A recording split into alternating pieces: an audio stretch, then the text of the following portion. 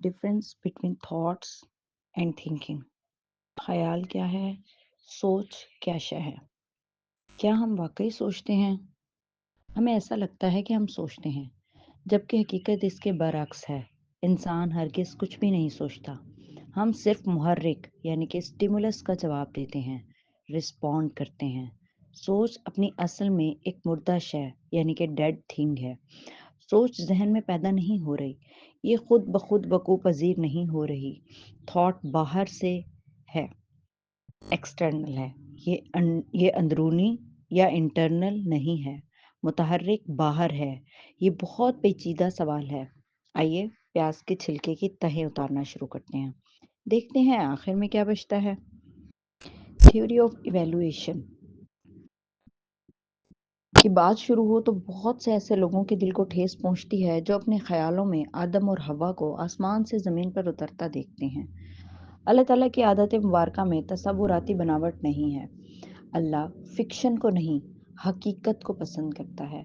وہ عالم ہے، سب سے بڑا عالم.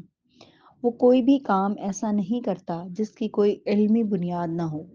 بندر سے انسان بننے کے عمل کو نہ بھی مانا جائے تو یہ بات پھر بھی طے ہے کہ قرآن کہتا ہے کہ انسان پر ایک طویل عرصہ ایسا بھی گزرا ہے جب وہ کوئی قابل ذکر شے نہ تھا. الدہر اگر وہ ہمارے جیسا ہی کوئی انسان بھی تھا تو لازمی امر ہے کہ جانوروں کے قریب تر زندگی گزارتا تھا. ہماری خصلتیں بھی اس امر کی شہادت دیتی ہیں.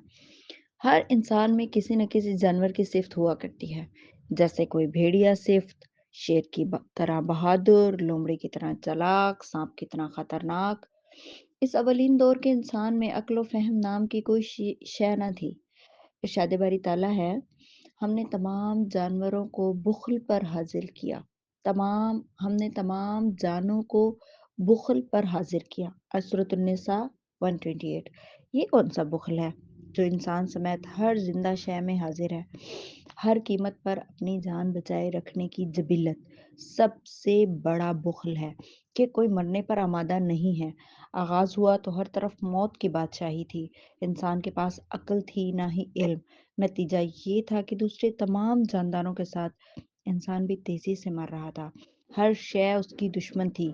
کبھی سانپ نے کاٹ کھایا تو کبھی کسی کھائی سے نیچے جا گرا، کبھی درندوں نے چیڑ پاڑ کر رکھ دیا تو کبھی پانی میں ڈوب مرا. پھر ایک دن اس نے مرنے سے انکار کر دیا. 100 میں سے 99 انسان پہاڑ سے گر کر مرے، لیکن آخری انسان نے موت کے شدید ترین تیز ہوتے سٹیمولس کو جواب دے دیا، رسپونڈ کر دیا. نیچے ایسا کیا ہے جو جاتا ہے واپس نہیں آتا؟ اسے پہلی بار خوف کے سرد احساس سے شناسائی ہوئی. میں ایسا نہیں کروں گا جیسا مجھ سے پہلے والے کر رہے ہیں. حادثہ ٹل گیا، وہ بچ گیا، زندگی کو قرار آنے لگا.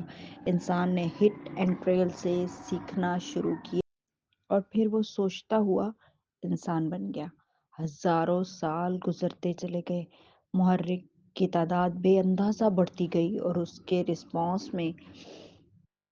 رسپانس بھی بڑھتا گیا. نسل در نسل یہ معلومات، یہ ڈیٹا شفٹ ہوتا رہا. کچھ جین سے اور بہت سارا علم کے طور پر بھی انسان کی نسل کو آگے منتقل ہو رہا تھا، جس کے نتیجے میں ہر انسان گزرتے دن کے ساتھ مزید سوچنے والا بنتا چلا گیا. اسی دوران خالق کائنات نے آسمانی کتابوں کو انبیاء، رسولوں اور پیغمبروں کے ذریعے سے اتارا. انسان کو وہ سکھایا جو وہ نہ جانتا تھا. سٹیمولس کا جواب تو جانور بھی دے رہا تھا. ہرن شیر کو دیکھ کر بھاگ رہا تھا، مگر انسان کی قابلیت تھی اور اس میں شعور تھا. اِنَّا خَلَقْنَا الْإِنسَانَ مِن نُطْفَةٍ أَمْشَاجٍ نَبْتَلِيهِ فَجَعَلْنَاهُ سَمِيعًا بَصِيرًا. بے شک ہم نے انسان کو ایک مرکب بوند سے پیدا کیا. ہم اس کی آزمائش کرنا چاہتے تھے، بس ہم نے اسے سننے والا اور دیکھنے والا بنا دیا. سورۃ الدہر.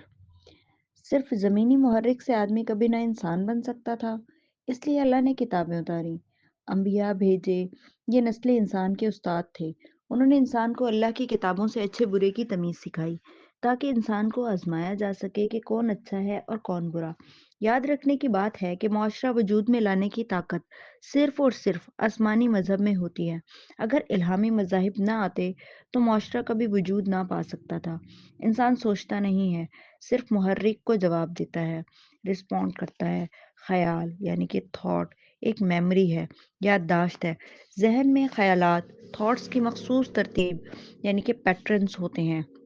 जैसे जूता एक मुहर्रिक है जिसका जवाब रिस्पॉन्स पाँव है, मगर उसका एक पैटर्न है जिसमें ऐसी तमाम मेमोरीज एक ही जगह महफूज हैं जिनका ताल्लुक जूते और पाँव से हो सकता है। मोची है, चप्पल है, बूट और तस्मे हैं, शू पॉलिश और जूते बनाने वाली कंपनियों के इश्तिहारात हैं। जूता टूट जाने का कोई वाकया भी इस पैटर्न में है। इस तरह जूता टूट जाने पर किसी जगह वक्त पर ना पहुंच पाने की वजह से नदामत हुई थी। उस ख्याल का पैटर्न उस जूते के ख्याल के पैटर्न से जुड़ा है। ये पेच दर पेच ख्यालात का एक लामतनाही सिलसिला होता है जो याददाश्त की सूरत में हमारे जहन में महफूज होता है। एक आम से जूते का मुहर्रिक आपको ख्यालों के समंदर में गर्क रखने को काफ़ी है, और हमारे इर्द गिर्द अरबों खरबों स्टिमुलस मौजूद है जो हमें हर वक्त मसरूफ़ ख्याल रखते हैं। ख्याल और शय है, सोच और शय है। ख्याल बर्क की तरह है, छोटा है, लपक कर आता है। ये मुहर्रिक का जवाब है, इसे ख्याल कहते हैं। ख्याल कभी भी कायम नहीं रह सकता। Thought is not self implied at all, यहाँ तक कि आप उसे कबूल ना कर लें। आपके कबूल करते ही, अटेंड करते ही ख्याल सोच में तब्दील हो जाता है। उसे थिंकिंग कहते हैं। अब आप याददाश्तों के सिलसिलों में, पैटर्न्स में भटकना शुरू कर देते हैं, यहाँ तक कि तसव्वुरात यानी कि इमेजेस शुरू हो जाते हैं, और फिर तसव्वुराती दुनिया, वर्ल्ड ऑफ इमेजिनेशन आबाद हो जाती है। इंसान अपने ख्यालों से सोचता हुआ तसव्वुरात के जहान आबाद करता है, लोगों से बदले लेता है, गुजर चुके वाक़यात को दोहराता है, रिवाइंड करता है, ख़याली कामयाबी के झंडे गाड़ता है, महबूबा से मुलाकातें करता है और अपनी सोचों में इमारत की बुलंदियों को जाता है इंसान। ये सब ज़हनी खुद लज़्ज़ती यानी कि माइंड मास्टरबेशन है, जिसका कम या ज़्यादा, कुछ अरसा, तादेर या हमेशा हम सब शिकार होते हैं। मौजू की तवारत का ख़तरा ना हो तो सिर्फ़ इसी एक मौजू पर ही किताब लिखी जा सकती है, लेकिन मकसद चूँकि सिर्फ़ नफ्स की पहचान है, इसलिए इसे तशना छोड़कर आगे बढ़ने के सिवा कोई चारा नहीं।